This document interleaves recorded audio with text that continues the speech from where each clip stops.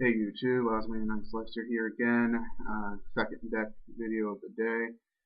This is a deck that I've been needing to do an update for a while, since this is one of the first decks that we recorded on the Team Tonberry site. There's been a few changes made over the time since then, so to cover those changes now, I'm going to go ahead and do my Destiny Heroes. Starting off, we've got my Destiny Hero Dogma, which I run one of. Next is my ulti Destiny Hero Dasher, which I only run one of now.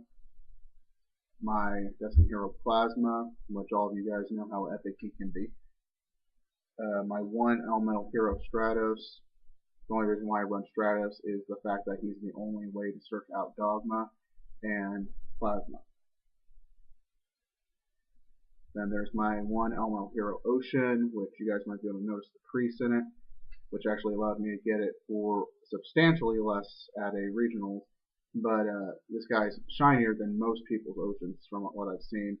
And besides, he loves me because I kind of saved him from the trash bin because they were going to throw him away after that.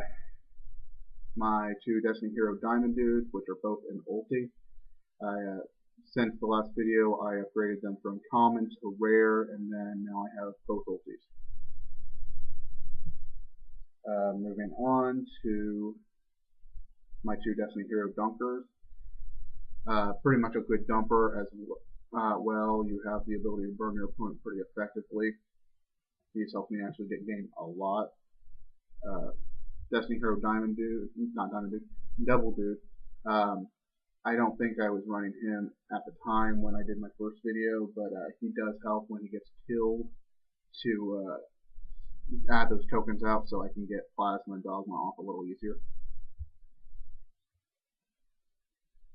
I have my Destiny Hero Fearmonger, just a general good card for the Destiny Heroes.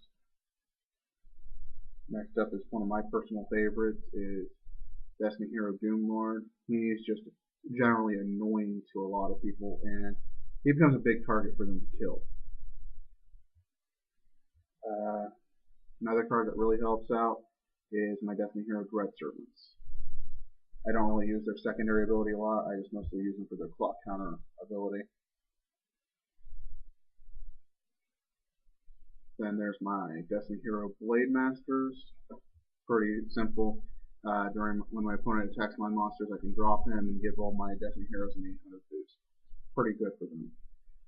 The big wall in this deck, the Defenders,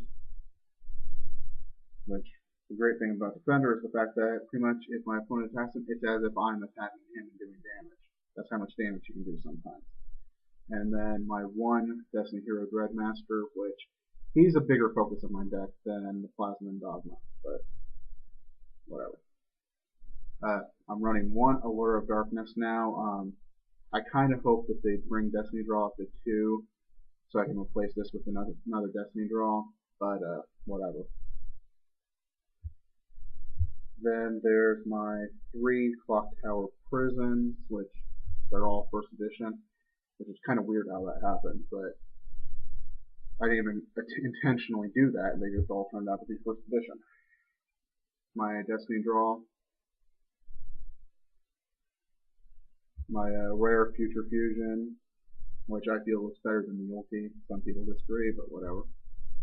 I'm running one Gold Sark now, seeing as that allows me to get all sorts of little things I could possibly need as well.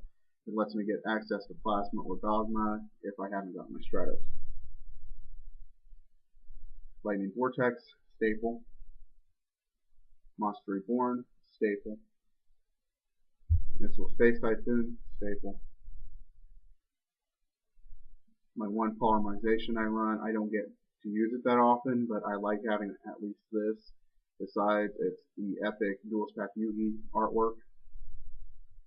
My original print Reinforcement of the Army. Swords, you need the extra time that swords can give you to help you save yourself sometimes. My original print Warrior Returning Alive. Call of the Haunted, pretty much a staple as far as I'm concerned. My ulti D-Chain, which looks pretty nice. D-Shield, pretty much a staple for Destiny Hero decks if they're going to be focusing a lot on Destiny Heroes. This is a new card that I put in, and it's been working out pretty damn well, even though it's a pretty simple card. The Destiny Signal allows me to get all sorts of different things off and potentially protect myself very easily. Divine Wrath. I think I was running Destruction Jammer in its place last time. I don't really remember. But Divine Wrath has helped out when it comes to certain cards. Besides, also as a first edition original print. Eternal Dread, which is a nice little surprise to people when they want to go to blow up my clock tower before it does 4 counters on it. So, as well, when they're attacking, I'll activate it and put more than enough counters on my clock tower prison, so I'm safe from their attacking. Then there's Threatening, just a general staple. Then as for extra deck, there's the 2 Destiny End Dragoons. All you guys know how powerful that guy is, pretty much. My 1 elemental hero, Absolute Zero. The funniest thing about it is that I dueled a what they call an Absolute Zero deck, and got out my Absolute Zero a whole lot faster than they did. Though in their deck, they very rarely ever get out Absolute Zero anyway, so I don't even know why they call it an Absolute Zero deck. But in general, that person's a complete idiot. And then as well, I run the 2 Double Dude tokens. Might as well, if I'm going to run Double Dude, at least have his tokens. Pretty fun deck anyway. I find it a whole lot more enjoyable than Elemental Heroes, which are a little one-minded overall, and just plain annoying in my opinion because of the fact that they got way too much support. And I don't think anyone disagrees with that fact. And the idiots over on the official hero discussion thread on Pojo are idiots for wanting another draw card for E-Heroes.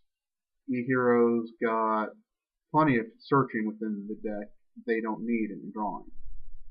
So before I get on a rant, this is Awesome 89 Slicer signing out.